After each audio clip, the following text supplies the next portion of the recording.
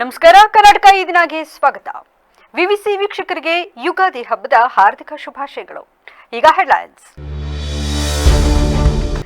ಮಾಜಿ ಪ್ರಧಾನಿ ನಿಧನ, ಮಯನ್ಮಾರ್ ಮತ್ತು ಥೈಲ್ಯಾಂಡ್ ಭೂಕಂಪ, ನಿಜವಾಯಿತು ಕೋಡಿಶ್ರೀ ಭವಿಷ್ಯ. ಹಾಗಿದ್ರೆ ಸಿದ್ದರಾಮಯ್ಯ ಸಿಎಂ ಕುರ್ಚಿ ಭದ್ರನಾ? ನಾವು ಬಿಜೆಪಿ ಪ್ರಧಾನಿ ನರೇಂದ್ರ ಮೋದಿ ವಿರೋಧಿಗಳಲ್ಲ, ಉಚ್ಚಾಟನೆಯನ್ನ ಸವಾಲಾಗಿ ಸ್ವೀಕರಿಸಿದ ಯತ್ನಾಳ್. ಹೊಸ ಪಕ್ಷ ಕಟ್ಟುವ ಬಗ್ಗೆ ಸಿಡಿಸಿದ್ರು ಬಾಂಬ್. ಜನರನ್ನ ಲೂಟಿ ಮಾಡುವ ಸರ್ಕಾರದ ವಿರುದ್ಧ ನಮ್ಮ ಹೋರಾಟ ನಿರಂತರ. ಸರ್ಕಾರದ ಕಿವುಡುತನ ತೆಗೆಯುವ ಕೆಲಸ ಡಾಕ್ಟರ್ ಆಗಿ ನಾವು ಮಾಡುತ್ತೇವೆ. ಶೋಭಾ ಕರಂದ್ಲಾಜೆ ಕಿಡಿ.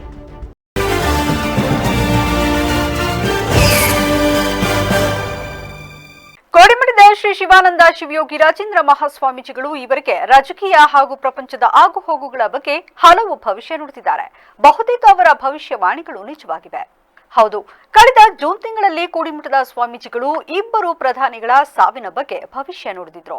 ಅದರಂತೆ ಮಾಜಿ ಪ್ರಧಾನಿ ಮನಮೋಹನ್ ಸಿಂಗ್ ಅವರ ನಿಧನದೊಂದಿಗೆ ಕೋಡಿಮಠದ ಶ್ರೀಗಳು ನುಡಿದಿದ್ದ ಭವಿಷ್ಯ ನಿಜವಾಗಿತ್ತು. ಅದೇ ರೀತಿ ಕೆಲ ದಿನಗಳ ಹಿಂದೆ ಪ್ರಪಂಚದಲ್ಲಿ ಭೂಕಂಪನ ಉಂಟಾಗಲಿದೆ, ಇದರಿಂದ ಹೆಚ್ಚು ಸಾವು ನೋವುಗಳು ಸಂಭವಿಸಲಿದೆ ಎಂದು ಭವಿಷ್ಯ ನುಡಿದಿದ್ರು. ಇದೀಗ ಆ ಭವಿಷ್ಯ ನಿಜವಾಗಿದೆ. ಮಯನ್ಮಾರ್ ಮತ್ತು ಥೈಲ್ಯಾಂಡ್ನಲ್ಲಿ ಸಂಭವಿಸಿದ ಭೀಕರ ಭೂಕಂಪದಲ್ಲಿ ಸಾವನ್ನಪ್ಪಿದವರ ಸಂಖ್ಯೆ 1644ಕ್ಕೆ ಏರಿಕೆಯಾಗಿದೆ. ಈವರೆಗೂ 3400 ಜನರು ಗಾಯಗೊಂಡಿದ್ದಾರೆ. ಸಾವು ನೋವಿನ ಬಗ್ಗೆ ನಿಖರ ಮಾಹಿತಿ ಇನ್ನೂ ಸಿಕ್ಕಿಲ್ಲ. ಜನರ ಸಾವಿನ ಸಂಖ್ಯೆ ಇನ್ನಷ್ಟು ಏರಿಕೆಯಾಗುವ ಸಾಧ್ಯತೆ ಇದೆ. ಅವಶೇಷಗಳ ಅಡಿ ಇನ್ನೂ 100 ಮಂದಿ ಸಿಲುಕಿ ಸಾವನ್ನಪ್ಪಿರುವ ಶಂಕೆ ವ್ಯಕ್ತವಾಗಿದೆ. ಮಾರ್ಚ್ 2, 2025ರಂದು ಕೋಡಿಮಠದ ಶ್ರೀಗಳು ಪ್ರಪಂಚದಲ್ಲಿ ಭೂಕಂಪನ ಉಂಟಾಗಲಿದೆ ಎಂಬುದು ಭವಿಷ್ಯ ನುಡಿದಿದ್ರು. ಇದೀಗ ಮಯನ್ಮಾರ್ ಹಾಗೂ ಬ್ಯಾಂಕಾಕ್ನಲ್ಲಿ 7.7 ತೀವ್ರತೆಯಲ್ಲಿ ಪ್ರಬಲ ಭೂಕಂಪನ ಉಂಟಾಗಿದೆ. ಈ ಹಿಂದೆ ರಾಜಕೀಯವಾಗಿಯೂ ಹಲವು ಭವಿಷ್ಯ ನುಡಿದಾಗಲೂ ನಿಜ ಆಗಿವೆ. ರಾಜ್ಯ ರಾಜಕೀಯದ ಕುರಿತು ಕೋಡಿಮಠದ ಶ್ರೀಗಳು ಭವಿಷ್ಯ ನುಡಿದಿದ್ರು. ಮುಂದಿನ ಮುಖ್ಯಮಂತ್ರಿ ಯಾರಾಗ್ತಾರೆ, ಡಿಕೆ ಶಿವಕುಮಾರ್ ಜೊತೆ ಅಧಿಕಾರ ಹಂಚಿಕೆ ಯಾವಾಗ ಎಂಬ ಚರ್ಚೆಯ ನಡುವೆ ಈ ಭವಿಷ್ಯವಾಣಿ ಹೊರಬಿದ್ದಿತ್ತು. ಸಿಎಂ ಸಿದ್ದರಾಮಯ್ಯ ಅವರ ಮುಖ್ಯಮಂತ್ರಿ ಸ್ಥಾನ ಭದ್ರವಾಗಿದೆ, ಅದನ್ನು ಅಲುಗಾಡಿಸಲು ಸಾಧ್ಯವಿಲ್ಲ ಎಂದು ಕೋಡಿಮಠ ಶ್ರೀ ಭವಿಷ್ಯ ನುಡಿದಿದ್ರು.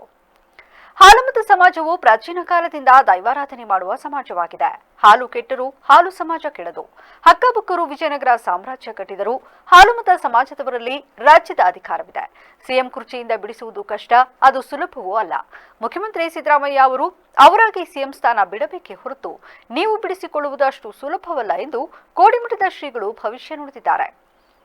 ಅದೇ ರೀತಿ ಹಿಂದೆ ಕೊರೋನಾ, ಚಂದ್ರಯಾನ, ಇಸ್ರೇಲ್ ಹಾಗೂ ಪ್ಯಾಲೆಸ್ತೇನ್ ಯುದ್ಧ ಹಾಗೂ ರಾಜಕೀಯ ಬಗ್ಗೆ ಕೋಡಿಶ್ರೀ ನುಡಿ ಕೆಲ ಭವಿಷ್ಯವಾಣಿಗಳು ಸತ್ಯವಾಗಿವೆ. ಜಗತ್ತಿನಲ್ಲಿ ವಿಷಾನಿಲ ಬೀಸುವ ಪ್ರಸಂಗ ನಡೆಯಲಿದ್ದು ರೋಗ ರುಜಿನಗಳು ಕಾಡಲಿವೆ. ವಿಶ್ವದಾದ್ಯಂತ ಇದು ವ್ಯಾಪಿಸಲಿದೆ. ಈ ವಿಷಾನಿಲಯದ ದುರ್ಪರಿಣಾಮ ನಮ್ಮ ದೇಶ ಭಾರತದ ಮೇಲೂ ಉಂಟಾಗಲಿದೆ ಎಂದು ಕೋಡಿಮಠದ ಶ್ರೀಗಳು ಹೇಳಿದ್ರು. ಅದರಂತೆ ಕೊರೋನಾ ವೈರಸ್ ಇಡೀ ಜಗತ್ತನ್ನ ಇನ್ನಿಲ್ಲದಂತೆ ಕಾಡಿತು. ಇದರೊಂದಿಗೆ ಶ್ರೀಗಳ ಮತ್ತೊಂದು ಭವಿಷ್ಯ ನಿಜವಾದಂತಾಗಿದೆ. ಹಾಸನ ಜಿಲ್ಲೆಯ ಅರಸೀಕೆರೆ ತಾಲೂಕಿನ ಹಾರನಹಳ್ಳಿ ಕೋಡಿಮಠದ ಶ್ರೀ ಶಿವಾನಂದ ಶಿವಯೋಗಿ ರಾಜೇಂದ್ರ ಸ್ವಾಮೀಜಿಯವರು ಕಳೆದ ವರ್ಷ ಜಾಗತಿಕ ಮಟ್ಟದಲ್ಲಿ ಸಂಭವಿಸುವ ಘಟನೆಗಳ ಬಗ್ಗೆ ಭವಿಷ್ಯ ನುಡಿದಿದ್ರು. ಕಳೆದ ವರ್ಷದ ಶ್ರಾವಣ ಮಾಸದ ಮಧ್ಯಂತರದಲ್ಲಿ ಜಾಗತಿಕ ಮಟ್ಟದಲ್ಲಿ ವಿಪರೀತ ಮಳೆಯಾಗಲಿದೆ. ಅಂತಾರಾಷ್ಟ್ರೀಯ ಮಟ್ಟದಲ್ಲಿ ಯುದ್ಧ ಭೀತಿ ಇದೆ. ಭೂಕಂಪನಗಳು, ಸುನಾಮಿಗಳಿಂದ ಹೆಚ್ಚಿನ ಜನರ ಸಾವು ನೋವು ಸಂಭವಿಸಲಿವೆ. ವಿಷಾನಿಲ ಬೀಸುವ ಪ್ರಸಂಗವೂ ಇದೆ. ಅದು ಎಲ್ಲಾ ಕಡೆಯೂ ವ್ಯಾಪಿಸಲಿದೆ. ಯುದ್ಧದ ಭೀತಿಯಿಂದ ಹಾಗೂ ಮಳೆಯಿಂದ 2 ದೇಶಗಳು ಭೂಪಟದಿಂದ ಕಣ್ಮರೆಯಾಗಲಿವೆ ಎಂದು ಹೇಳಿದ್ರು. ಕೋಡಿಶ್ರೀಗಳ ಭವಿಷ್ಯ ಮತ್ತೆ ನಿಜವಾಗುತ್ತದೆ ಎಂಬಂತೆ ಇಸ್ರೇಲ್ ಪ್ಯಾಲೆಸ್ತೇನ್ ಯುದ್ಧವಾಗಿದೆ. ದೇಹ ಅಶಕ್ತಿಯಿಂದ ದಾರಿಯಲ್ಲಿ ಬಿದ್ದು ಸಾಯುತ್ತವೆ ಎಂದು ಕೋಡಿಮಠದ ಶ್ರೀ ಶಿವಾನಂದ ಶಿವಯೋಗಿ ರಾಜೇಂದ್ರ ಸ್ವಾಮೀಜಿ ಭವಿಷ್ಯ ನುಡಿದಿದ್ರು. ಈ ಮಾತು ಹೇಳಿದ ಕೆಲವೇ ತಿಂಗಳ ಬಳಿಕ ನಿಜವಾಗಿತ್ತು. ಬಾಂಬ್ಗಳು, ಭೂಕಂಪ, ಯುದ್ಧ ಭೀತಿ, ಜನಗಳ ಮೇಲೆ ನಿಯಂತ್ರಣ ಕಳೆದುಕೊಂಡು ಹುಚ್ಚರಾಗುವುದು, ದೇಹ ಅಶಕ್ತಿಯಿಂದ ದಾರಿಯಲ್ಲಿ ಬಿದ್ದು ಸಾಯುವುದು, ದೇಹ ಅಂಗಾಂಗಗಳ ಮೇಲೆ ಪ್ರಭಾವ ಕಳೆದುಕೊಳ್ಳುತ್ತದೆ ಎಂದು ಕೋಡಿಶ್ರೀ 2022ರಲ್ಲಿ ನುಡಿದಿದ್ರು. ಆ ಬಳಿಕ ನಡೆದ ಪ್ರಕರಣಗಳಲ್ಲಿ ಗಮನಿಸಿದರೆ ಎಲ್ಲವೂ ನಿಜವಾಗುತ್ತದೆಯೇ ಎಂಬ ಅನುಮಾನ ಮೂಡಿಸಿತ್ತು. ಹೌದು, ಎಳೆ ಪ್ರಾಯದ ಯುವಕ ಯುವತಿಯರು ನೋಡುತ್ತಿದ್ದಾಗಲೇ ಕುಸಿದು ಬಿದ್ದು ಸಾವನ್ನಪ್ಪುವ ಪ್ರಕರಣಗಳು ಹೆಚ್ಚಾದವು.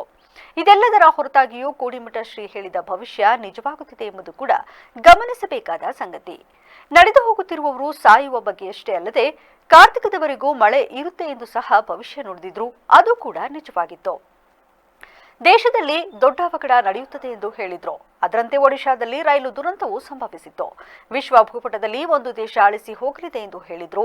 ಅದರಂತೆ ಅಫ್ಘಾನಿಸ್ತಾನ ತಾಲಿಬಾನ್ ವಶವಾಯಿತು. ರಾಜ್ಯದಲ್ಲಿ ಸೂತ್ರಧಾರಿ ಸರ್ಕಾರ ಬರಲಿದೆ ಎಂದಿದ್ರು. ಅದರಂತೆ ಯಡಿಯೂರಪ್ಪ ಅವರು ಸಿಎಂ ಸ್ಥಾನದಿಂದ ಇಳಿದು ಬಸವರಾಜ ಬೊಮ್ಮಾಯಿ ಸಿಎಂ ಆದ್ರು. ಬೊಮ್ಮಾಯಿ ಅವರು ಬುದ್ಧಿವಂತರಿರುವುದರಿಂದ ವಿವೇಕದಿಂದ ರಾಜ್ಯಭಾರ ನಡೆಸಲಿದ್ದಾರೆ ಎಂದು ಹೇಳಿದ್ರು. ಅದರಂತೆ ಅವರು ಅವಧಿ ಮುಗಿಯುವವರೆಗೂ ಅಧಿಕಾರ ನಡೆಸಿದ್ದನ್ನ ಇಲ್ಲಿ ಸ್ಮರಿಸಬಹುದು. ಯುಗಾದಿ ಹಬ್ಬದ ಅಂಗವಾಗಿ ಹಾಸನ ತಾಲೂಕಿನ ಅಗಿಲೆ ಗ್ರಾಮದಲ್ಲಿ ಶ್ರೀ ಕೆರೆಕೋಡಿಯಮ್ಮ ಮತ್ತು ಶ್ರೀ ಚನ್ನಕೇಶವ ದೇವರ ಅಡ್ಡೆ ಉತ್ಸವ ಭಾನುವಾರ ವಿಜೃಂಭಣೆಯಿಂದ ಜರುಗಿತು. ಇದೇ ವೇಳೆ ದೇವಸ್ಥಾನದ ಅರ್ಚಕರಾದ ಸುಬ್ರಹ್ಮಣ್ಯ ಮಾಧ್ಯಮದವರೊಂದಿಗೆ ಮಾತನಾಡಿ, ವರ್ಷದ ಯುಗಾದಿ ಹಬ್ಬದ ಮೂಲಕ ವರ್ಷ ಪ್ರಾರಂಭವಾಗುತ್ತದೆ. ಭಾನುವಾರ ಬೆಳಗಿನಿಂದಲೇ ವಿಶೇಷ ಪೂಜೆಗಳು ನೆರವೇರಿತು. ಇನ್ನು ಗ್ರಾಮದ ಜನರು ಹೊಸ ಬಟ್ಟೆಯನ್ನು ಧರಿಸಿ ದೇವಾಲಯಕ್ಕೆ ತೆರಳಿ ಪೂಜೆ ಸಲ್ಲಿಸಿದರು. ಶ್ರೀ ಕೆರೆಕೋಡಿಯಮ್ಮ ಮತ್ತು ಶ್ರೀ ಚನ್ನಕೇಶವ ದೇವರ ಅಡ್ಡೆ ಅಗಿಲೆ ಗ್ರಾಮದೊಳಗೆ ಮನೆ ಮುಂದೆ ತೆರಳಿದ್ರು. ಇದೇ ವೇಳೆ ನೂರಾರು ಜನರು ಅಡ್ಡೆ ಉತ್ಸವದಲ್ಲಿ ಪಾಲ್ಗೊಂಡಿದ್ರು. ಯುಗಾದಿ ಹಬ್ಬ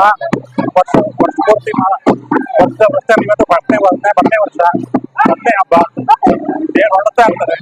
ಚನ್ನಕೇಶ್ವರ ಮತ್ತೆ ಉಡುತ್ತಮ್ಮ ದೇವರು, ಕೆರೆಕೋಡಿಯಮ್ಮ ಅಂತ ದೇವರು ಹೊರಡುತ್ತಾರೆ. ಇದು ದೇವರು ಊರೊಳಗೆ ಬರುತ್ತೆ. ಎಲ್ಲರೂ ಕೆರೆಕೋಡಿಯಮ್ಮ ಅಂತ ಗ್ರಾಮ ದೇವತೆ, ಇಲ್ಲಿಂದು ಚನ್ನಕೇಶ್ವರ ಅಂತ ಚನ್ನಕೇಶ್ವರ ಗ್ರಾಮ ದೇವರು. ಎರಡು ದೇವರು ಇದೆ ಊರು ಅಗಿಲೆ ಪಕ್ಕ ಇಲ್ಲೇ ನಮ್ಮೂರಿಗೆ ಇದು ಮಾಡುತ್ತೆ. ಪ್ರತಿ ವರ್ಷ ಮಾಡ್ತಿರ್ತೀವಿ. ಬೆಳಗ್ಗೆ ಪೂಜೆ, ಬೆಳಗ್ಗೆ ಅಭಿಷೇಕ ಪೂಜೆ. ಇವಾಗ ಅಡ್ಡೆ ಹೊರಡಿಸಿ ಇದು ಮಾಡ್ತಾರೆ, ಅಲಂಕಾರ ಮಾಡಿ. ಸುಬ್ರಹ್ಮಣ್ಯ ಅಂತ. ಬೆಂಗಳೂರಿನಿಂದ ಅಸ್ಸಾಂನ ಗುವಾಹಟಿಗೆ ಸಂಚರಿಸುತ್ತಿದ್ದ ಕಾಮಾಖ್ಯ ಎಕ್ಸ್ಪ್ರೆಸ್ ರೈಲು ಒಡಿಶಾದಲ್ಲಿ ಹಳಿ ತಪ್ಪಿದೆ.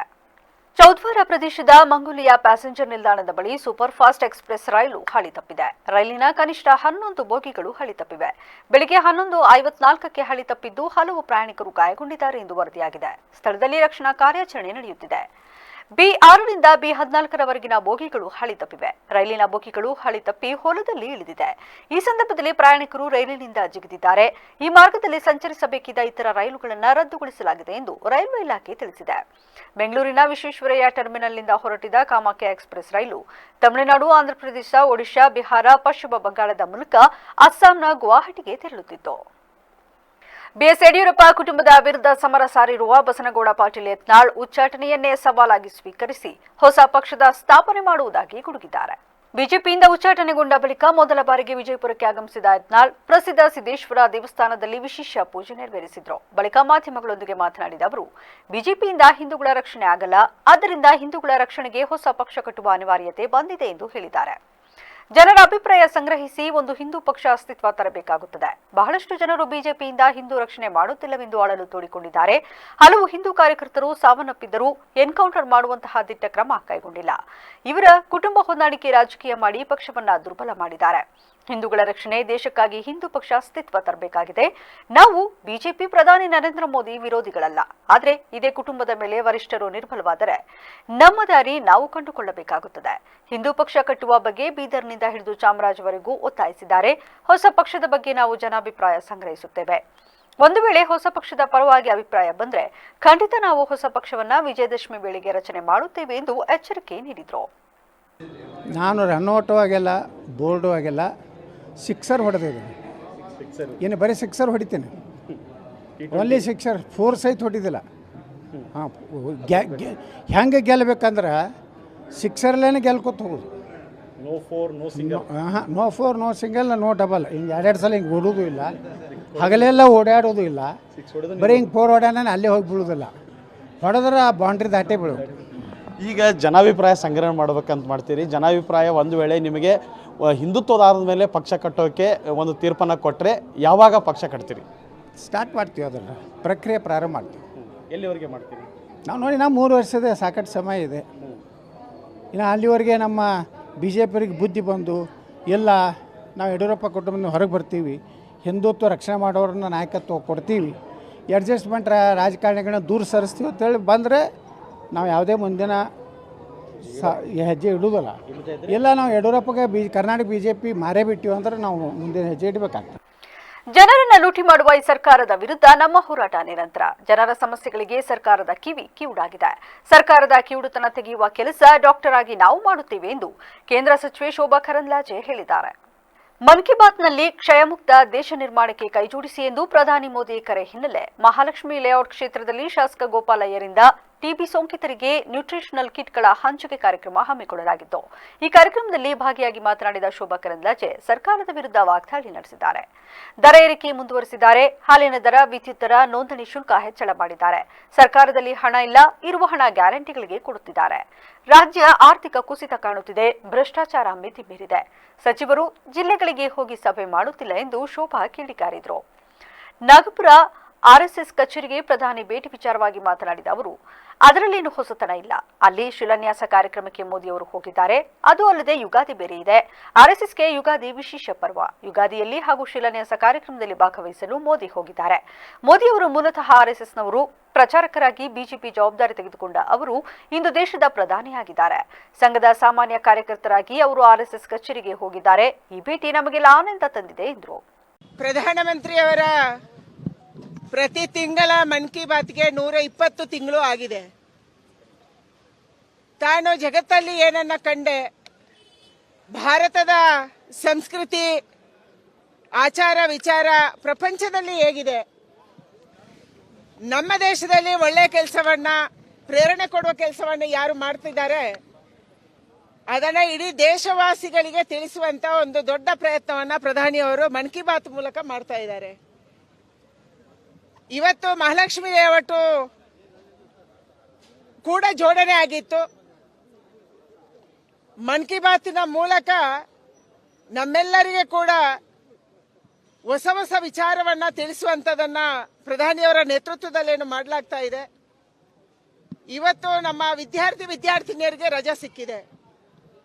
ನಮ್ಮ ವಿದ್ಯಾರ್ಥಿನಿಯರು ರಜಾ ಕಾಲದಲ್ಲಿ ಏನ್ ಮಾಡಬಹುದು, ಏನ್ ಮಾಡಬೇಕು ಇದನ್ನ ತಿಳಿಸುವಂತ ಕೆಲಸ ಮಾಡಿದ್ದಾರೆ.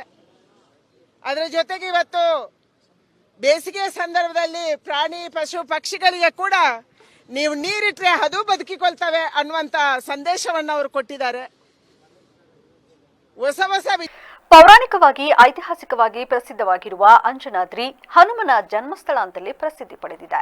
ಆದರೆ ಬೆಟ್ಟದ ಮೇಲಿರುವ ಆಂಜನೇಯನ ದರ್ಶನ ಪಡೆಯಬೇಕಾದ್ರೆ ಸಾಕಷ್ಟು ಕಷ್ಟಪಡಬೇಕಾಗಿದೆ. ವೃದ್ಧರು, ಅನಾರೋಗ್ಯ ಪೀಡಿತರು ಬೆಟ್ಟ ಹತ್ತಿ ದರ್ಶನ ಪಡೆಯುವುದು ಕಷ್ಟ ಸಾಧ್ಯವಾಗಿದೆ. ಅನೇಕರು ಬೆಟ್ಟ ಹತ್ತುವಾಗಲೇ ಬಾರದ ಲೋಕಕ್ಕೆ ಹೋಗುತ್ತಿದ್ದಾರೆ.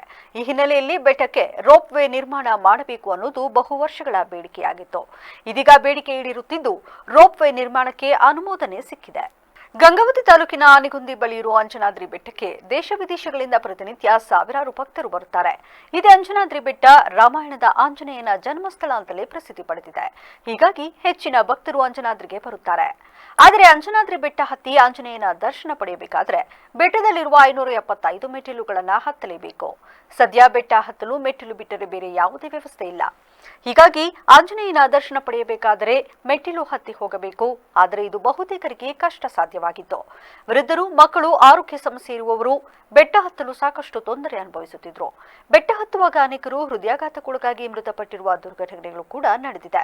ಇದೇ ಕಾರಣಕ್ಕೆ ಬೆಟ್ಟ ಹತ್ತಲು ರೋಪ್ ವೇ ನಿರ್ಮಾಣ ಮಾಡಬೇಕು ಅನ್ನೋ ಆಗ್ರಹ ಜೋರಾಗಿತ್ತು. ಅಧಿಕಾರಿಗಳು ಮತ್ತು ಜನಪ್ರತಿನಿಧಿಗಳು ಕೂಡ ಆದಷ್ಟು ಬೇಗನೆ ರೋಪ್ ವೇ ನಿರ್ಮಾಣ ಮಾಡುತ್ತೇವೆ ಅಂತ ಅನೇಕ ವರ್ಷಗಳಿಂದ ಹೇಳುತ್ತಲೇ ಇದ್ರು. ಆದರೆ ರೋಪ್ ವೇ ನಿರ್ಮಾಣ ಮಾತ್ರ ಆಗಿರಲಿಲ್ಲ. ಇದು ಭಕ್ತರ ಆಕ್ರೋಶಕ್ಕೆ ಕಾರಣವಾಗಿತ್ತು. ಆದರೆ ಇದೀಗ ರೋಪ್ ವೇ ನಿರ್ಮಾಣದ ಕನಸು ನನಸಾಗುವ ಸಮಯ ಬಂದಿದೆ. ಅಂದುಕೊಂಡಂತೆ ಎಲ್ಲವೂ ನಡೆದರೆ ಅಂಜನಾದ್ರಿ ಬೆಟ್ಟಕ್ಕೆ ಒಂದಲ್ಲ ಎರಡಲ್ಲ 3 ರೋಪ್ ವೇ ನಿರ್ಮಾಣದ ಪ್ಲಾನ್ ನಡೆದಿದ್ದು, ಮೊದಲ ಹಂತದಲ್ಲಿ 1 ರೋಪ್ ವೇ ನಿರ್ಮಾಣಕ್ಕೆ ಈಗಾಗಲೇ ಎಲ್ಲ ಸಿದ್ಧತೆ ಮಾಡಿಕೊಳ್ಳಲಾಗಿದೆ. ಕರ್ನಾಟಕ ರಾಜ್ಯ ಪ್ರವಾಸೋದ್ಯಮ ಇಲಾಖೆ ಅಧಿಕಾರಿಗಳು, ಕೇಂದ್ರದ ರೈಟ್ ಸಂಸ್ಥೆಯ ಅಧಿಕಾರಿಗಳು ಅಂಜನಾದ್ರಿ ಬೆಟ್ಟಕ್ಕೆ ಭೇಟಿ ನೀಡಿ ಪರಿಶೀಲನೆ ನಡೆಸಿದ್ದಾರೆ. ಎಲ್ಲಿಂದ ರೋಪ್ ವೇ ನಿರ್ಮಾಣ ಮಾಡಬೇಕು, ಅದರ ಸಾಧಕ ಬಾಧಕಗಳೇನು ಎಂಬುದರ ಬಗ್ಗೆ ಸ್ಥಳ ಪರಿಶೀಲನೆ ಕೂಡ ನಡೆಸಿದ್ದಾರೆ. ಸದ್ಯ ರಾಜ್ಯ ಪ್ರವಾಸೋದ್ಯಮ ಇಲಾಖೆಯಿಂದ ಅಂಜನಾದ್ರಿ ಬೆಟ್ಟದ ಎಡಭಾಗದಲ್ಲಿ ಬೇಸ್ ಸ್ಟೇಷನ್ ಸಿದ್ಧ ಮಾಡಿಕೊಂಡು ಬೆಟ್ಟದ ಮೇಲಿರುವ ಚಿಕ್ಕಕೆರೆ ಬಳಿ ಲ್ಯಾಂಡಿಂಗ್ ಸ್ಟೇಷನ್ ಮಾಡಲು ಪ್ಲಾನ್ ಮಾಡಲಾಗಿದೆ. ಒಟ್ಟು 450 ಮೀಟರ್ ಉದ್ದದ ರೋಪ್ ವೇ ನಿರ್ಮಾಣ ಮಾಡಲಾಗುತ್ತದೆ. 1 ಗಂಟೆಗೆ 800 ಭಕ್ತರು ಹೋಗಿ ಬರಲು ಅವಕಾಶವಾಗಲಿದೆ. ಮುಂಜಾನೆ 6 ಗಂಟೆಯಿಂದ ರಾತ್ರಿವರೆಗೆ ದರ್ಶನ ಪಡೆಯಲು ವ್ಯವಸ್ಥೆ ಮಾಡಲಾಗುತ್ತದೆ. ಮುಂದಿನ 45 ದಿನದಲ್ಲಿ ಈ ಕೆಲಸ ಆರಂಭವಾಗಲಿದ್ದು 1 ವರ್ಷದಲ್ಲಿ ಮುಗಿಯಲಿದೆಯಂತೆ. ಇದನ್ನು ಹೊರತುಪಡಿಸಿ ಇನ್ನು 2 ರೋಪ್ ವೇ ನಿರ್ಮಾಣಕ್ಕೆ ಚಿಂತನೆ ನಡೆದಿದೆಯಂತೆ. ಹೊಸಪೇಟೆಯಿಂದ ಗಂಗಾವತಿ ಕಾರಿಗನೂರು ರಾಷ್ಟ್ರೀಯ ಹೆದ್ದಾರಿ ಹಾದು ಹೋಗುತ್ತಿದ್ದು 3 ಕಿಲೋಮೀಟರ್ ರೋಪ್ ವೇಯನ್ನ 120 ಕೋಟಿ ರೂಪಾಯಿ ವೆಚ್ಚದಲ್ಲಿ ನಿರ್ಮಾಣಕ್ಕೆ ಕೇಂದ್ರ ಸರ್ಕಾರ ಮಂಜೂರಾತಿ ನೀಡಿದೆಯಂತೆ. ಇನ್ನು ಹಂಪೆ ವಿರೂಪಾಕ್ಷೇಶ್ವರ ದೇವಸ್ಥಾನದಿಂದ ನೇರವಾಗಿ ಅಂಜನಾದ್ರಿ ಬೆಟ್ಟಕ್ಕೆ ಬರಲು ರೋಪ್ ವೇ ನಿರ್ಮಾಣಕ್ಕೆ ಕೂಡ ರೈಟ್ ಸಂಸ್ಥೆಯವರು ಪ್ಲಾನ್ ಮಾಡಿದ್ದಾರಂತೆ. ಈ ರೋಪ್ ವೇ ನಿರ್ಮಾಣವಾದರೆ ಹಂಪೆ ವಿರೂಪಾಕ್ಷೇಶ್ವರ ದೇವಸ್ಥಾನದಿಂದ ನೇರವಾಗಿ ಅಂಜನಾದ್ರಿಗೆ ರೋಪ್ ವೇ ನಿರ್ಮಾಣವಾಗಲಿದೆ. ಅಂಜನಾದ್ರಿ ಬೆಟ್ಟಕ್ಕೆ ರೋಪ್ವೇ ನಿರ್ಮಾಣ ಮಾಡಬೇಕು ಅನ್ನೋದು ಬಹು ವರ್ಷಗಳ ಕನಸಾಗಿದೆ. ಹೀಗಾಗಿ ಆದಷ್ಟು ಬೇಗನೆ ರೋಪ್ವೇ ನಿರ್ಮಾಣ ಕಾರ್ಯ ಆರಂಭಿಸಿ ಭಕ್ತರಿಗೆ ಅನುಕೂಲ ಕಲ್ಪಿಸುವ ಕೆಲಸವನ್ನ ಮಾಡಬೇಕಿದೆ.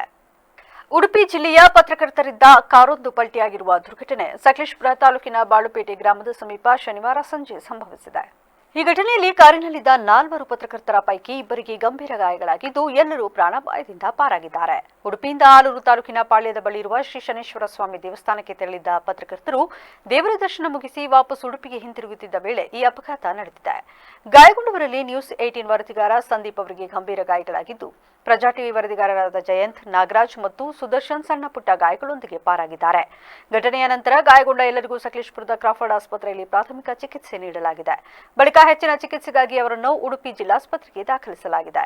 ಈ ಘಟನೆ ಸಕಲೇಶಪುರ ನಗರ ಠಾಣೆ ವ್ಯಾಪ್ತಿಯಲ್ಲಿ ನಡೆದಿದ್ದು, ಪೊಲೀಸರು ಪ್ರಕರಣ ದಾಖಲಿಸಿಕೊಂಡು ತನಿಖೆ ಆರಂಭಿಸಿದ್ದಾರೆ. ಜಿಲ್ಲೆಯಲ್ಲಿ ಪರಿಶಿಷ್ಟ ಜಾತಿ ಅಧಿಕಾರಿ ನೌಕರರಿಗೆ ಜಾತಿ ನಿಂದನೆ ಮಾಡಿ ದೌರ್ಜನ್ಯ ಎಸಗಿ ಕರ್ತವ್ಯ ನಿರ್ವಹಣೆಗೆ ಅಡ್ಡಿಪಡಿಸಿರುವ ವ್ಯಕ್ತಿಗಳ ವಿರುದ್ಧ ಸೂಕ್ತ ಕಾನೂನು ಕ್ರಮ ಜರುಗಿಸಬೇಕು ಹಾಗೂ ದಲಿತ ಅಧಿಕಾರಿಗಳು ಮತ್ತು ನೌಕರರಿಗೆ ರಕ್ಷಣೆ ನೀಡಬೇಕೆಂದು ಕರ್ನಾಟಕ ರಾಜ್ಯ ಸರ್ಕಾರಿ ಎಸ್ಸಿ/ಎಸ್ಟಿ ನೌಕರರ ಸಮನ್ವಯ ಸಮಿತಿಯಿಂದ ಶನಿವಾರ ಸಂಜೆ ಜಿಲ್ಲಾಧಿಕಾರಿ ಸಿ ಸತ್ಯಭಾಮ ಅವರಿಗೆ ಮನವಿ ಸಲ್ಲಿಸಿದರು. ನಂತರ ರಾಜ್ಯ ಸರ್ಕಾರಿ ಎಸ್ಸಿ/ಎಸ್ಟಿ ನೌಕರರ ಸಮನ್ವಯ ಸಮಿತಿಯ ಪ್ರಧಾನ ಕಾರ್ಯದರ್ಶಿ ಶಿವಕುಮಾರ್ ಮಾಧ್ಯಮದೊಂದಿಗೆ ಮಾತನಾಡಿ, ಹಾಸನ ಜಿಲ್ಲೆಯಲ್ಲಿ ಪರಿಶಿಷ್ಟ ಜಾತಿಯ ಅಧಿಕಾರಿ ನೌಕರರಿಗೆ ಜಾತಿ ನಿಂದನೆ ಮತ್ತು ಬೆದರಿಕೆ ಹಾಕುತ್ತಿರುವುದು ಸಾಮಾನ್ಯವಾಗಿದ್ದು, ಇದರಿಂದ ಪರಿಶಿಷ್ಟ ಜಾತಿಯ ಅಧಿಕಾರಿ ನೌಕರರು ಕಚೇರಿಗಳಲ್ಲಿ ಭಯದ ವಾತಾವರಣದಲ್ಲಿ ಕೆಲಸ ನಿರ್ವಹಿಸುವ ಪರಿಸ್ಥಿತಿ ನಿರ್ಮಾಣವಾಗಿದೆ ಎಂದರು.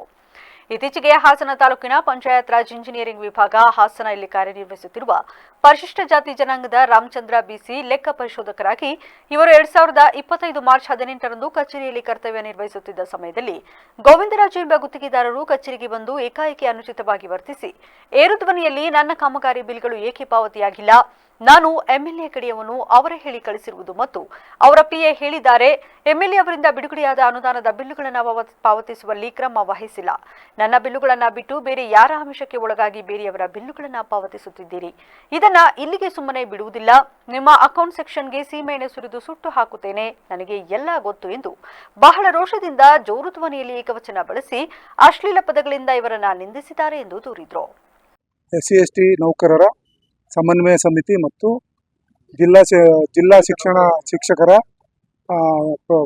ಕ್ಷೇಮಾಭಿವೃದ್ಧಿ ಸಂಘದ ವತಿಯಿಂದ ಮತ್ತು ವಿವಿಧ ದಲಿತ ಸಂಘಟನೆಗಳ ಪರವಾಗಿ ನಾವು ಈ ದಿನ ಜಿಲ್ಲಾಧಿಕಾರಿಗಳ ಕಚೇರಿಗೆ ಬಂದು ಪಂಚಾಯತ್ ರಾಜ್ ಇಂಜಿನಿಯರಿಂಗ್ ವಿಭಾಗದಲ್ಲಿ ಕರ್ತವ್ಯವಿರುವ ಶ್ರೀ ರಾಮಚಂದ್ರು ಲೆಕ್ಕ ಪರಿಶೋಧಕರು, ಅವರು ಕ್ಲಾಸ್ 2 ಅಧಿಕಾರಿಗಳಾಗಿರ್ತಾರೆ. ಅವ್ರಿಗೆ ಈ ಮಾರ್ಚ್ 18ನೇ ತಾರೀಕು ಮತ್ತು 20ನೇ ತಾರೀಕು ಕಚೇರಿಗೆ ಒಬ್ಬ ಗೋವಿಂದರಾಜು ಉರ್ಫ್ ರಾಜು ಅನ್ನೋ ಒಬ್ಬ ಗುತ್ತಿಗೆದಾರ ಬಂದು ನನ್ನ ಬಿಲ್ಗಳನ್ನು ನೀವು ಇನ್ನೂ ಸಹ ಟ್ರೆಜರಿಗೆ ಕಳಿಸಿಲ್ಲ, ನೀವು ನನ್ನ ಬೇಕು ಅಂತಲೇ ಈ ಥರ ಮಾಡಿದ್ದೀರಿ, ನೀವು ಉಡಾಫೆ ವರ್ತನೆ ಮಾಡ್ತಾ ಇದ್ದೀರಿ ಅಂತಂತ ಹೇಳಿ ಅವರಿಗೆ ಏಕವಚನದಲ್ಲಿ ಅವರನ್ನು ಸಂಬೋಧನೆ ಮಾಡಿ, ಈ ನಿಮ್ಮ ಆಫೀಸ್ಗೆ ನಾನು ಬೆಂಕಿ ಹಾಕ್ತೀನಿ, ನನಗೆ ಗೊತ್ತಿದೆ ಏನು ಮಾಡಬೇಕು ಅಂತಂತ ಹೇಳಿ ಇಲ್ಲದ ಸಲ್ಲದ ದೂರನ್ನು ಅಲ್ಲಿಯ ಕಚೇರಿ ಮುಖ್ಯಸ್ಥರಾಗಿರ್ತಕ್ಕಂಥ ಎಕ್ಸಿಕ್ಯೂಟಿವ್ ಇಂಜಿನಿಯರ್ ಅವರಿಗೆ ದೂರನ್ನು ಅವನು ಹೋಗಿ ಹೇಳಿರ್ತಾನೆ. ಇದೇ ವೇಳೆ ರಾಜ್ಯ ಸರ್ಕಾರಿ ಎಸ್ಸಿ/ಎಸ್ಟಿ ನೌಕರರ ಸಮನ್ವಯ ಸಮಿತಿ ತಾಲೂಕು ಅಧ್ಯಕ್ಷ ಉಮೇಶ್, ಚನ್ನರಾಯಪಟ್ಟಣ ತಾಲೂಕಿನ ಅಧ್ಯಕ್ಷ ಜಲೇಂದ್ರ, ಜಿಲ್ಲಾ ದಲಿತ ಒಕ್ಕೂಟದ ನೌಕರರ ಸಂಘದ ಅಧ್ಯಕ್ಷ ವೆಂಕಟೇಶ್ ಮೂರ್ತಿ, ಜಿಲ್ಲಾ ಸಮಿತಿಯ ಪ್ರತಿನಿಧಿ ವೆಂಕಟೇಶ್ ಇತರರು ಉಪಸ್ಥಿತರಿದ್ದರು. ಕಲಬುರಗಿ ನಗರದ ಕನ್ನಡ ಭವನದಲ್ಲಿ ಇಂದು ಡಾಕ್ಟರ್ ಬಾಬಾ ಸಾಹೇಬ್ ಅಂಬೇಡ್ಕರ್ ಅವರ 134ನೇ ಜನ್ಮದಿನದ ಅಂಗವಾಗಿ ಎಲ್ಲ ಶಾಲಾ ಮಕ್ಕಳಿಗೆ ಪ್ರಬಂಧ ಸ್ಪರ್ಧೆ ಬರೆಯುವ ಕಾರ್ಯಕ್ರಮವನ್ನು ಹಮ್ಮಿಕೊಳ್ಳಲಾಗಿತ್ತು. ಈ ಕಾರ್ಯಕ್ರಮದ ಉದ್ಘಾಟಕರಾಗಿ ಜಿಲ್ಲಾ ಜಯಂತ್ಯೋತ್ಸವ ಸಮಿತಿಯ ಅಧ್ಯಕ್ಷರಾದ ಮಹೇಶ್ ತೆಲ್ಲೂರಕರ, ಪ್ರಚಾರ ಸಮಿತಿ ಅಧ್ಯಕ್ಷರಾದ ವಿನೋದ್ ಕಾಂಬ್ಳಿ, ಮಾಜಿ ಅಧ್ಯಕ್ಷರಾದ ಅರವಿಂದ್ ಕಮಲಾಪುರ ಹಾಗೂ ಮಂಜುನಾಥ್ ಭಂಡಾರಿ ಮತ್ತು ಉಪನ್ಯಾಸಕರಾದ ವಿಜಯ್ ಕುಮಾರ್ ಕಾಂಬಳೆ ಮತ್ತು ಸುನಿಲ ಕೋವಿ, ಭಾಗೀರಥನ ನವೀನ ಪಾಳ್ಯ, ಹುಸೇನಿಪಾಳ ಸಂಗಡಿಗರಿಂದ ಆಯೋಜನೆ ಮಾಡಲಾಯಿತು. ಈ ಪ್ರಬಂಧ ಸ್ಪರ್ಧೆಯಲ್ಲಿ ಕಲಬುರಗಿ, ಯಾದಗಿರಿ ಮತ್ತು ಬೀದರ್ ಜಿಲ್ಲೆಗಳಿಂದ 100 ವಿದ್ಯಾರ್ಥಿನಿಯರು ಭಾಗವಹಿಸಿದ್ರು. ವಿಜಯ್ ಕುಮಾರ್ ಎಂ ಕಾಂಬಳೆ ಇತರರು ಉಪಸ್ಥಿತರಿದ್ದರು. 4th standard, I am telling about the Dr. Baba Saheb Ambedkar.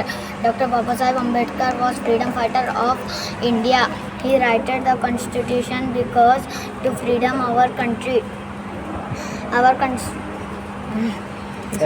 Our constitution was written with Baba Saheb Ambedkar. He was the great leader of political. Dr. Baba Saheb Ambedkar is the leader of the history in Indian constitution. His efforts paved the way for advocate in Dalits in Indian constitution. He was a big lawyer of inspiration across the world. Thank you. ನನ್ನ ಹೆಸರು ಸಾಕ್ಷಿ.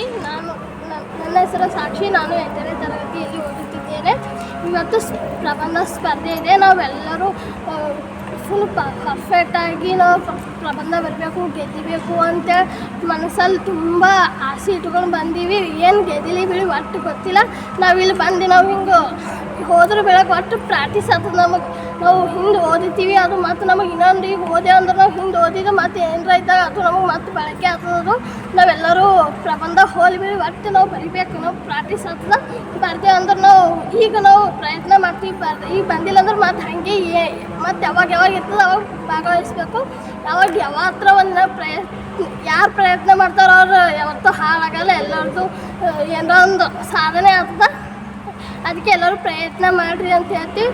ಈಗ ನಾವು ಪ್ರಯತ್ನ ಮಾಡಿದ ಮುಂದೆ ನಾವು ಫಲ ಸಿಗುತ್ತದೆ. ಈಗ ನಾವು ಈ ಪ್ರಬಂಧ ಬರೋದಂದ್ರೆ ಹಿಂಗೆ ಜಾಸ್ತಿ ಪ್ರಬಂಧ ಬರೀಲದಂದ್ರೆ ನಮಗೆ ಯಾವತ್ತರ ಒಂದಿನ ನಾ ಗೆದ್ದು ಬರ್ಬೋದು. ನಮ್ಮ ಪಪ್ಪ ನಮ್ಮ ಮಮ್ಮಿನ ಹೆಸರು ಉಳಿಸ್ಬೋದು. ನಮ್ಮ ಮನೆಗೆ ಎಲ್ಲರಿಗೆ ಖುಷಿ ಆಗ್ತಾರೆ. ನನ್ನ ಮಗಳು ಏಟಿದಾಗಳ ಅಂತೇಳಿ ನಮ್ಗೆ ಮುಂದೆ ಮತ್ತು ಶಾಲೆಗೆ ಮತ್ತೆ ಬೆಳೆಸಿದ್ರೆ ಎಲ್ಲರಿಗೆ ಬಂಧುಗಳೇ, ಎಲ್ರಿಗೂ ಜೈ ಭೀಮ್.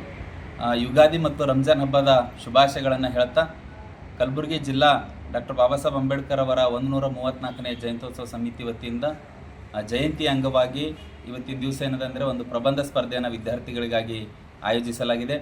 ಬಾಬಾ ಸಾಹೇಬ್ ಅಂಬೇಡ್ಕರ್ ಅವರ ಜೀವನ ಮತ್ತು ಸಾಧನೆ ಕುರಿತು ಪ್ರಬಂಧ ಸ್ಪರ್ಧೆ ನಡೀತಾ ಇದೆ. ನಮ್ಮ ಮಹೇಶ್ ತಳಕೇರಿ ಮತ್ತು ಮಂಜುನಾಥ್ ಭಂಡಾರಿ ಹಾಗೂ ವಿನೋದ್ ಕಾಂಬ್ಳೆ ಅವರ ನೇತೃತ್ವದಲ್ಲಿ ಇವತ್ತಿನ ಒಂದು ಪ್ರಬಂಧ ಸ್ಪರ್ಧೆ ನಡೀತಾ ಇದೆ. ಸುಮಾರು 100ಕ್ಕಿಂತ ಹೆಚ್ಚು ವಿದ್ಯಾರ್ಥಿಗಳು ಇದರಲ್ಲಿ ಭಾಗವಹಿಸಿದ್ದಾರೆ. ಅತಿ ಹೆಚ್ಚು ಸಂತೋಷದ ವಿಷಯ ಏನಂದರೆ ಅತಿ ಹೆಚ್ಚು ವಿದ್ಯಾರ್ಥಿನಿಯರು ಈ ಒಂದು ಪ್ರಬಂಧ ಸ್ಪರ್ಧೆಯಲ್ಲಿ ಭಾಗವಹಿಸಿದ್ದಾರೆ. ಬಾಬಾ ಸಾಹೇಬ್ ಅಂಬೇಡ್ಕರ್ ಅವರ ಜಯಂತಿ ಅಂದರೆ ಕೇವಲ ಡಾಲ್ಬಿ ಹಚ್ಚಿ ಕುಣಿತಕ್ಕಂಥ ಬರೀ ಆಡಂಬರದ ಸಂಭ್ರಮಾಚರಣೆ ನಡೀತಾ ಇರತಕ್ಕಂಥ ಇಂತಹ ಸಂದರ್ಭದಲ್ಲಿ ನಮ್ಮ ಜಿಲ್ಲಾ ಜಯಂತ್ಯೋತ್ಸವ ಸಮಿತಿ ವತಿಯಿಂದ ವಿದ್ಯಾರ್ಥಿಗಳಿಗೆ ಬಾಬಾ ಸಾಹೇಬರನ್ನ ಪರಿಚಯ ಮಾಡಿಸ್ತಕ್ಕಂತಹ ಮತ್ತು ಬಾಬಾ ಸಾಹೇಬ್ ಅಂಬೇಡ್ಕರ್ ಅವರ ರಾಷ್ಟ್ರೀಯ ಕೊಡುಗೆಗಳು ಕೇವಲ ಒಬ್ಬ ದಲಿತ ನಾಯಕ ಅಂತೇಳಿ ಸೀಮಿತಗೊಳಿಸ್ತಾ ಇರ್ತಕ್ಕಂಥ ಇವತ್ತಿನ ಸಂದರ್ಭದಲ್ಲಿ ಬಾಬಾ ಸಾಹೇಬ್ ಅಂಬೇಡ್ಕರ್ ಅವರು ರಾಷ್ಟ್ರಕ್ಕೆ ಕೊಟ್ಟಿರ್ತಕ್ಕಂಥ ಕೊಡುಗೆ, ಇಡೀ ರಾಷ್ಟ್ರದ ಜನತೆಗಾಗಿ ನೀಡಿರ್ತಕ್ಕಂತಹ ಕೊಡುಗೆ ಏನು, ಅವರ ತ್ಯಾಗ ಏನು ಅಂತಕ್ಕಂಥ ನಿಟ್ಟಿನಲ್ಲಿ ವಿದ್ಯಾರ್ಥಿಗಳ ಜನಮಾನಸದಲ್ಲಿ ಮುಟ್ಟಿಸ್ತಕ್ಕಂಥ ಕೆಲಸ ನಮ್ಮ ಜಯಂತ್ಯೋತ್ಸವ ಸಮಿತಿ ಮಾಡ್ತಾ ಇದೆ.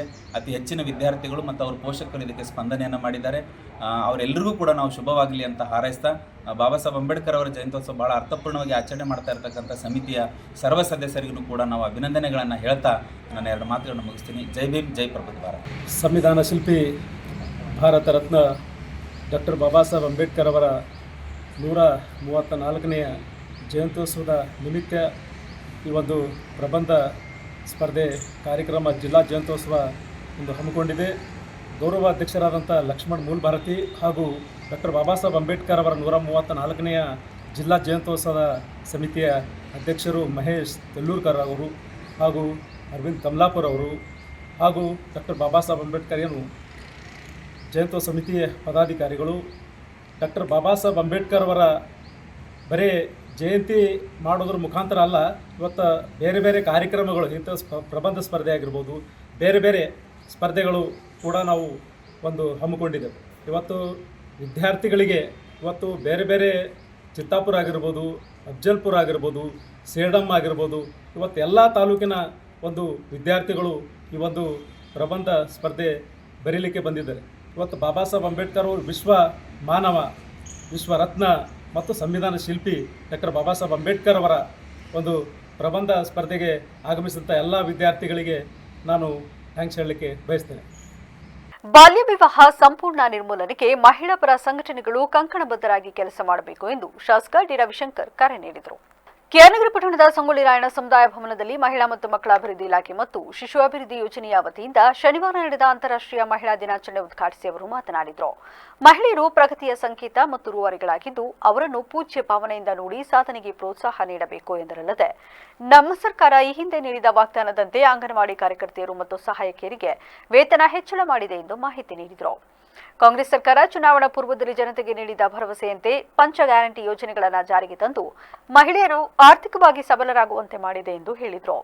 ಗೃಹಲಕ್ಷ್ಮಿ ಶಕ್ತಿ ಯೋಜನೆಗಳು ದೇಶಕ್ಕೆ ಮಾದರಿಯಾಗಿದ್ದು ಇದನ್ನು ರಾಷ್ಟ್ರದ ಇತರ ರಾಜ್ಯಗಳು ಅನುಕರಣೆ ಮಾಡುತ್ತಿದ್ದು ಇದು ಕಾಂಗ್ರೆಸ್ ಸರ್ಕಾರಕ್ಕೆ ಮಹಿಳೆಯರ ಬಗ್ಗೆ ಇರುವ ಕಾಳಜಿ ಎದ್ದು ತೋರುತ್ತದೆ ಎಂದು ಪ್ರಶಂಸೆ ವ್ಯಕ್ತಪಡಿಸಿದರು. ನಮ್ಮ ವಿಶ್ವದ ಎಲ್ಲೆಡೆ ಅಂತಾರಾಷ್ಟ್ರೀಯ ಮಹಿಳಾ ದಿನಾಚರಣೆಯನ್ನು ಆಚರಣೆಯನ್ನು ಮಾಡ್ತಾ ಇದ್ವಿ. ಅದರಂತೆ ಇವತ್ತು ನಮ್ಮ ಕೇರಳದಲ್ಲೂ ಕೂಡ ಎಲ್ಲ ಅಂಗನವಾಡಿಯ ಕಾರ್ಯಕರ್ತರು ಮತ್ತು ಎಲ್ಲ ನಮ್ಮ ಸಹಾಯಕರು ಜೊತೆಗೆ ಶ್ರೀಶಕ್ತಿ ಸಂಘದ ಒಕ್ಕೂಟದಿಂದ ಕೂಡ ಜಂಟಿ ಆಶ್ರಯದಲ್ಲಿ ಇವತ್ತು ಮಹಿಳಾ ದಿನಾಚರಣೆಯನ್ನು ಆಚರಣೆ ಮಾಡ್ತಾ ಇರ್ತಕ್ಕಂಥದ್ದು ನಿಜಕ್ಕೂ ಕೂಡ ಸಂತೋಷದಾಯಕವಾದಂಥ ವಿಚಾರ. ಆ ನಿಟ್ಟಿನಲ್ಲಿ ಎಲ್ಲರಿಗೂ ಕೂಡ ಮೊಟ್ಟ ಮೊದಲಾಗಿ ಅಂತಾರಾಷ್ಟ್ರೀಯ ಮಹಿಳಾ ದಿನಾಚರಣೆಯ ಶುಭಾಶಯಗಳನ್ನು ನಾನು ಈ ಸಂದರ್ಭದಲ್ಲಿ ಸಲ್ಲಿಸಲಿಕ್ಕೆ ಬಯಸ್ತಾ ಇದ್ದೇನೆ. ಏನು ಅಣ್ಣನವರು ಕಳೆದ ಒಂದು 15 ದಿವಸಗಳಿಂದಲೂ ಕೂಡ ಇಲ್ಲ ಈ ಒಂದು ಕಾರ್ಯಕ್ರಮವನ್ನು ಮಾಡಬೇಕಂತೇಳಿ ಅವರು ಬಹಳ ಒತ್ತಾಸೆಯನ್ನು ನಿಮ್ಮೆಲ್ಲರ ಪರವಾಗಿ ಅವರು ಮಹಿಳಾ ದಿನಾಚರಣೆನ ಆಚರಣೆ ಮಾಡಲೇಬೇಕು ಅಂತಕ್ಕಂಥ ನಿಟ್ಟಿನಲ್ಲಿ ಒತ್ತಾಯವನ್ನು ಕೂಡ ಮಾಡಿದ್ರು. ಅದರಂತೆ ನಿನ್ನೆ ನಿಶ್ಚಯ ಆಗಿತ್ತು ಕಾರ್ಯಕ್ರಮ. ನಿನ್ನೆ ನಮ್ಮ ಬೆಂಗಳೂರಿನಲ್ಲಿ ಮುಖ್ಯಮಂತ್ರಿಗಳು ಸಭೆಯನ್ನು ಕರೆದಿದ್ದರಿಂದ ನಿನ್ನೆ ಇದ್ದ ಕಾರ್ಯಕ್ರಮವನ್ನು ಇವತ್ತಿಗೆ ಅದನ್ನು ಪೋಸ್ಟ್ಪೋನ್ ಮಾಡಿ ಇವತ್ತು ಈ ಕಾರ್ಯಕ್ರಮವನ್ನು ಮಾಡ್ತಾ ಇರ್ತಕ್ಕಂಥದ್ದು. ಈ ಸಂದರ್ಭದಲ್ಲಿ ಸಿಡಿಪಿಒ ಸಿಎಂ ಅಣ್ಣಯ್ಯ, ಪುರಸಭೆ ಸದಸ್ಯ ಪ್ರಕಾಶ್, ತಾಲೂಕು ಪಂಚಾಯಿತಿ ಇಒಗಳಾದ ಕುಲ್ದೀಪ್, ರವಿಕುಮಾರ್, ಗ್ಯಾರಂಟಿ ಯೋಜನೆಗಳ ಅನುಷ್ಠಾನ ಸಮಿತಿ ಅಧ್ಯಕ್ಷರಾದ ಎಂಎಸ್ ಮಹದೇವ್, ಉದಯ್ ಶಂಕರ್, ಸದಸ್ಯೆ ಉಷಾ, ಕಾಂಗ್ರೆಸ್ ವಕ್ತಾರ ಸೈಯದ್ ಜಬೀರ್, ನಗರ ಯೋಜನಾ ಪ್ರಾಧಿಕಾರದ ನಿರ್ದೇಶಕಿ ಸರಿತಾ ಜವರಪ್ಪ ಮತ್ತಿತರರು ಭಾಗವಹಿಸಿದರು. ಈಗ ಮತ್ತೊಮ್ಮೆ ಹೆಡ್ಲೈನ್ಸ್. ಮಾಜಿ ಪ್ರಧಾನಿ ನಿಧನ, ಮಯನ್ಮಾರ್ ಮತ್ತು ಥೈಲ್ಯಾಂಡ್ ಭೂಕಂಪ, ನಿಜವಾಯ್ತು ಕೋಡಿಶ್ರೀ ಭವಿಷ್ಯ. ಹಾಗಿದ್ರೆ ಸಿದ್ದರಾಮಯ್ಯ ಸಿಎಂ ಕುರ್ಚಿ ಭದ್ರನಾ? ನಾವು ಬಿಜೆಪಿ ಪ್ರಧಾನಿ ನರೇಂದ್ರ ಮೋದಿ ವಿರೋಧಿಗಳಲ್ಲ, ಉಚ್ಚಾಟನೆಯನ್ನ ಸವಾಲಾಗಿ ಸ್ವೀಕರಿಸಿದ ಯತ್ನಾಳ್. ಹೊಸ ಪಕ್ಷ ಕಟ್ಟುವ ಬಗ್ಗೆ ಸಿಡಿಸಿದ್ರು ಬಾಂಬ್. ಜನರನ್ನ ಲೂಟಿ ಮಾಡುವ ಸರ್ಕಾರದ ವಿರುದ್ಧ ನಮ್ಮ ಹೋರಾಟ ನಿರಂತರ, ಸರ್ಕಾರದ ಕಿವುಡುತನ ತೆಗೆಯುವ ಕೆಲಸ ಡಾಕ್ಟರ್ ಆಗಿ ನಾವು ಮಾಡುತ್ತೇವೆ. ಶೋಭಾ ಕರಂದ್ಲಾಜೆ ಕಿಡಿ. ಇದಾಗಿತ್ತು ಇಲ್ಲಿವರೆಗಿನ ನ್ಯೂಸ್ ಅಪ್ಡೇಟ್ಸ್. ನಿರಂತರ ಸುದ್ದಿಗಾಗಿ ನೋಡ್ತಾ ಇರಿ ಬಿಬಿಸಿ ನ್ಯೂಸ್. ಇದು ಜನರ ಧ್ವನಿ, ಸತ್ಯದ ಕಡೆ ನಮ್ಮ ನಡೆ.